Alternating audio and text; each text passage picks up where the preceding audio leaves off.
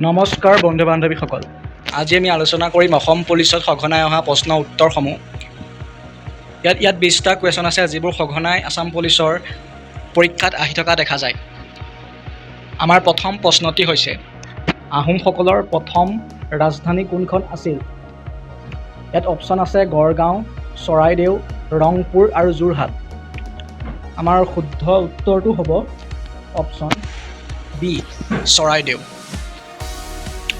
আমাৰ 2 নম্বৰ কুৱেশ্যনটো হ'ল, 1671 চনৰ শৰাইঘাট যুদ্ধত আহোম বাহিনীৰ নেতৃত্ব কোনে দিছিল? অপশ্যন লাচিত বৰফুকন, গদাপাণি, চুকাফা আৰু ৰুদ্ৰসিংহ। আমাৰ শুদ্ধ উত্তৰটো হ'ব অপশ্যন এ, লাচিত বৰফুকন। 3 নম্বৰ কুৱেশ্যনটো হ'ল, অসমৰ ব্ৰহ্মপুত্ৰ নদীৰ আটাইতকৈ ডাঙৰ উপনদী হিচাপে কোনখনক ধৰা হয়? অপশ্যন ধনশিৰি, সোৱণশিৰি, কপিলী আৰু দিখৌ। আমাৰ শুদ্ধ উত্তৰটো হ'ব অপশ্যন বি, সোৱণশিৰি। আমাৰ 4 নম্বৰ কুৱেশ্যনটো হ'ল, অসম বুৰঞ্জীৰ সৈতে তলৰ কোনটো ব্যক্তি বিশেষভাৱে জড়িত? অপশ্যন হলিৰাম ঢেকিয়াল ফুকন, গুণাভিৰাম বৰুৱা, বেণুধৰ শৰ্মা, সূৰ্যকুমাৰ ভূঞা। আমাৰ শুদ্ধ উত্তৰটো হ'ব অপশ্যন ডি, সূৰ্যকুমাৰ ভূঞা। আমাৰ 5 নম্বৰ কুৱেশ্যনটো হ'ল, অসমৰ প্ৰথম অসমীয়া বাতৰি কাকত কোনখন? অপশ্যন অৰুণোদয়, জোনাকী, বাঁহী আৰু অসমবাণী। ইয়াৰ শুদ্ধ উত্তৰটো হ'ল অপশ্যন এ, অৰুণোদয়। 6 নম্বৰ কুৱেশ্যনটো হ'ল, জোনাকী আলোচনী প্ৰকাশৰ লগত তলৰ কোনজন জড়িত আছিল? অপশ্যন লক্ষ্মীনাথ বেজবৰুৱা, হেমচন্দ্ৰ গোস্বামী, আনন্দৰাম বৰুৱা, গুণাভিৰাম বৰুৱা। ইয়াৰ শুদ্ধ উত্তৰটো হ'ব অপশ্যন এ, লক্ষ্মীনাথ বেজবৰুৱা। কাজিৰঙা ৰাষ্ট্ৰীয় উদ্যান কোন প্ৰাণীৰ বাবে বিখ্যাত? অপশ্যন আছে এছিয়ান হাতী, এশিঙীয়া গড়, বনৰীয়া মহ, সোণালী বান্দৰ। আমাৰ শুদ্ধ উত্তৰটো হ'ব অপশ্যন বি, এশিঙীয়া গড়। অসমৰ কোনখন নদী দিহিং নামেৰে জনাজাত? অপশ্যন বুঢ়ীদিহিং, বৰাক, মানাহ, জীয়া ভৰালী। আমাৰ শুদ্ধ উত্তৰটো হ'ব অপশ্যন এ, বুঢ়ীদিহিং। 9 নম্বৰ কুৱেশ্যনটো হ'ল, ভাৰতীয় সংবিধানৰ কোন অনুচ্ছেদে মৌলিক কৰ্তব্যৰ কথা উল্লেখ কৰিছে? Option 32, 51A, 21A, 44। আমাৰ শুদ্ধ উত্তৰটো হ'ব অপশ্যন বি, 51A। ভাৰতীয় সংবিধানৰ কোনখন অনুসূচীত ৰাজ্যসভাৰ আসনসমূহৰ বণ্টনৰ কথা উল্লেখ আছে?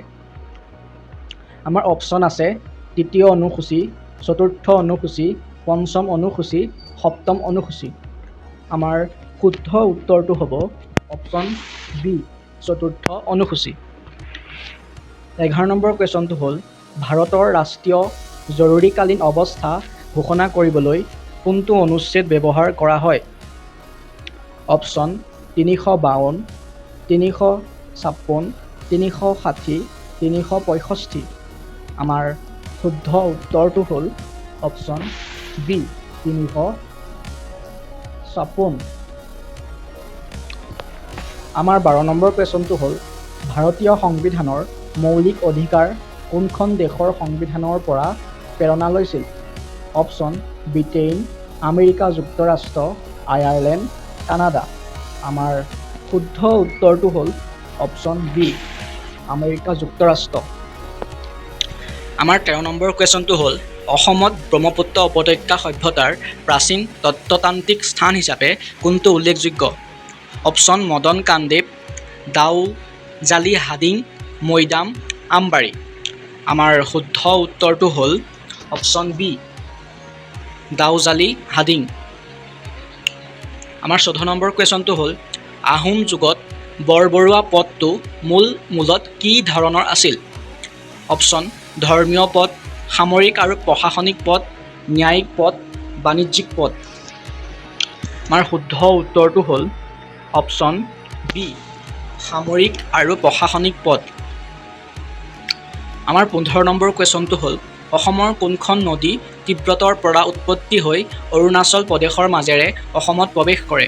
অপশ্যনকেইটা হ'ল মানাহ, সোৱণশিৰি, দিখৌ আৰু কপিলী। আমাৰ শুদ্ধ উত্তৰটো হ'ল অপশ্যন বি সোৱণশিৰি। 16 নম্বৰ কুৱেশ্যনটো হ'ল বুৰঞ্জী সাহিত্যৰ মূল উদ্দেশ্য কি আছিল?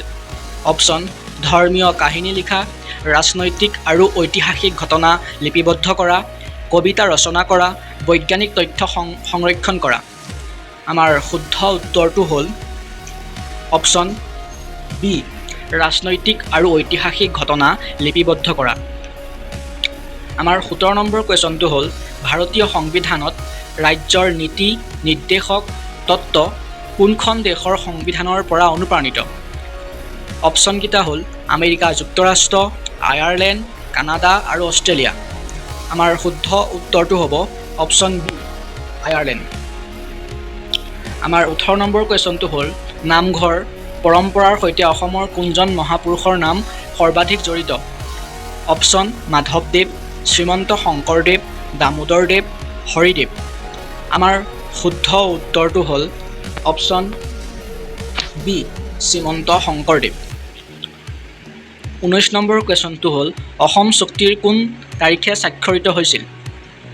অপশ্যন 15 আগষ্ট 1985 চনত, 26 জানুৱাৰী 1985 চনত, 15 আগষ্ট 1986 চনত, 6 এপ্ৰিল 1985 চনত।